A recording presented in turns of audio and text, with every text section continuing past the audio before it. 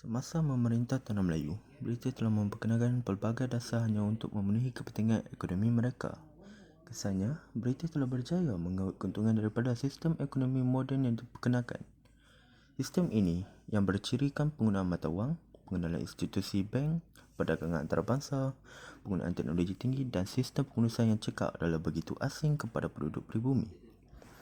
Penduduk pribumi terus ketinggalan dengan sistem ekonomi tradisional yang merupakan ekonomi sara diri. Menjelang kemerdekaan, Tanah Melayu terpaksa menghadapi segala kebijakan yang ditinggalkan oleh penjajah untuk membangunkan ekonomi dan sosial demi kesejahteraan rakyatnya.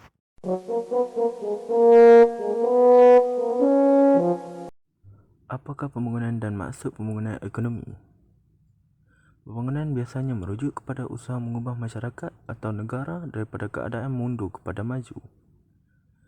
Perubahan ini meliputi pelbagai aspek kehidupan manusia seperti ekonomi, politik, sosial, pendidikan, psikologi dan sebagainya.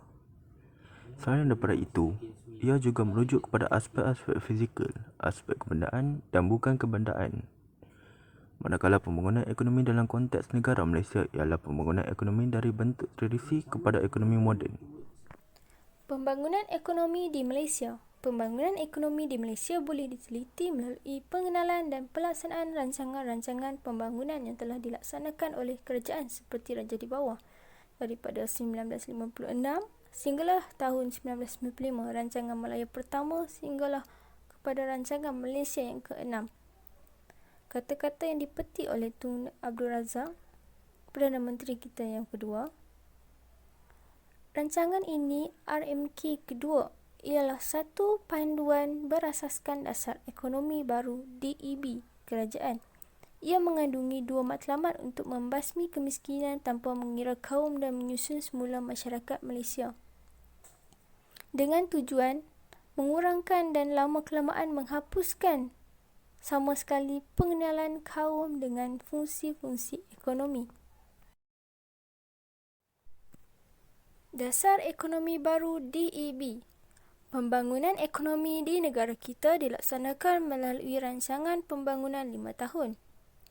DEB dilancarkan pada tahun 1971 seiring dengan pelancaran rancangan Malaysia kedua pada tahun 1971 sehingga 1975.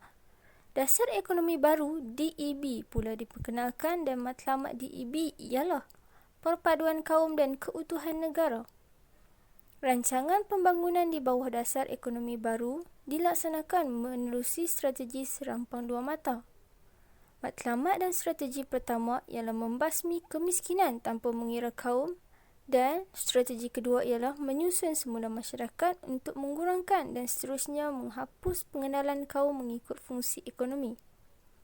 Strategi pembasmian kemiskinan atau tumpuan di kalangan orang Melayu di kawasan luar bandar.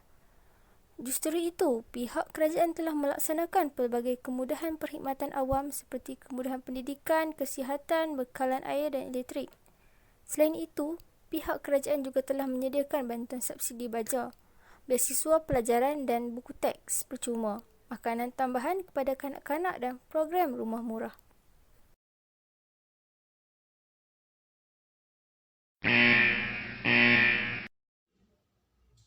Dasar Pembangunan Nasional DPN.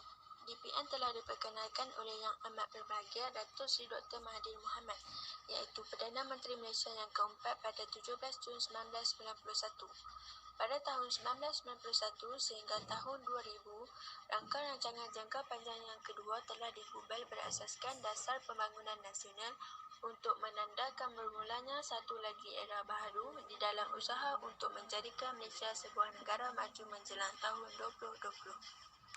Objektif utama adalah untuk memantapkan lagi perpaduan negara.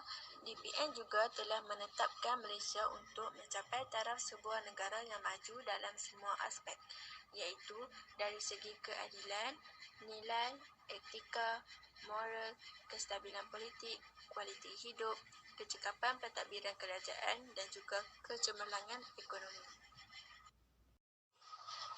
Strategi pelaksanaan.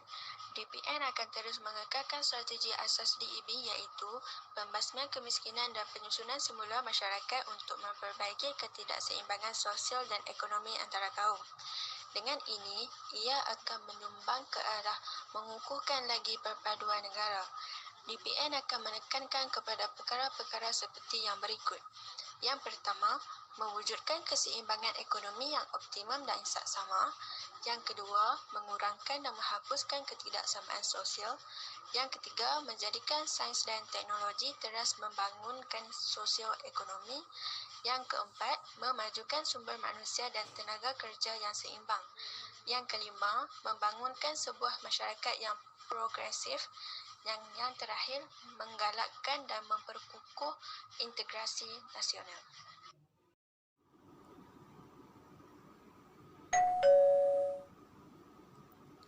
Pendekatan baru yang diambil dalam usaha melaksanakan DPN. Yang pertama, hasil pencapaian yang berkualiti dan berkekalan. Yang kedua, persaingan dalam pasaran antarabangsa. Yang ketiga, penyertaan semua kaum untuk memajukan Malaysia. Yang keempat, pembasmian kemiskinan. Yang kelima, penyusunan semula masyarakat. Dasar Wawasan Negara DWN. Rangka rancangan jangka panjang ketika RRJP3 telah digubah berasaskan dasar yang dinamakan Dasar Wawasan Negara DWN dengan tema utama meningkatkan keutuhan dan daya saing negara.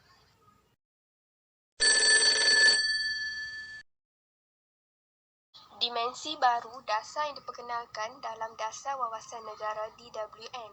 1. Membangunkan Malaysia sebagai sebuah masyarakat berasaskan pengetahuan.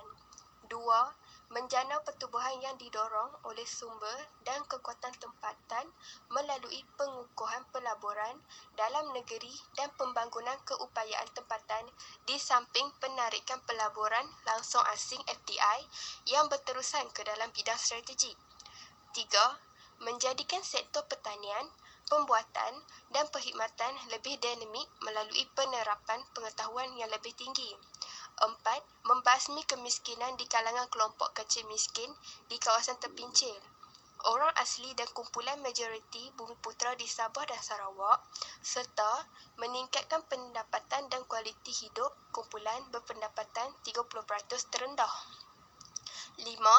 Mencapai penyertaan Bumiputera yang berkesan serta pemilikan equity sekurang-kurangnya 30% menjelang 2010. 6. Meningkatkan penyertaan Bumiputera dalam sektor utama ekonomi. 7.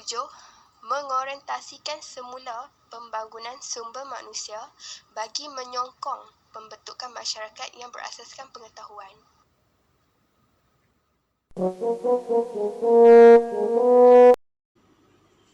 Matlamat Dasar Pembangunan Nasional. Berikut merupakan beberapa teras utama Dasar Wawasan Negara.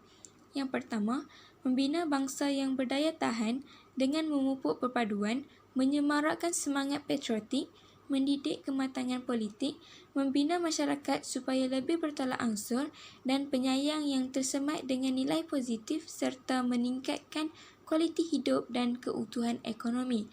Yang kedua, menggalakkan perwujudan masyarakat yang saksama melalui pembasmian kemiskinan dan pengurangan ketidakseimbangan di kalangan dan di dalam kumpulan etnik serta wilayah.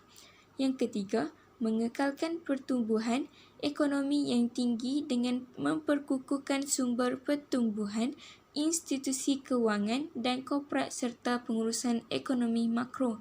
Yang kelima, mempertingkatkan daya saing untuk menghadapi cabaran globalisasi dan liberalisasi.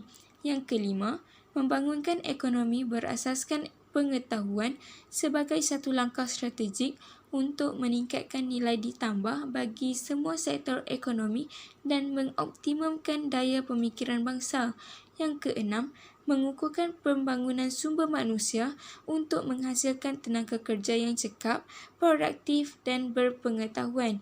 Yang ketujuh, meneruskan pembangunan alam sekitar yang mampan untuk meneguhkan pertumbuhan jangka panjang.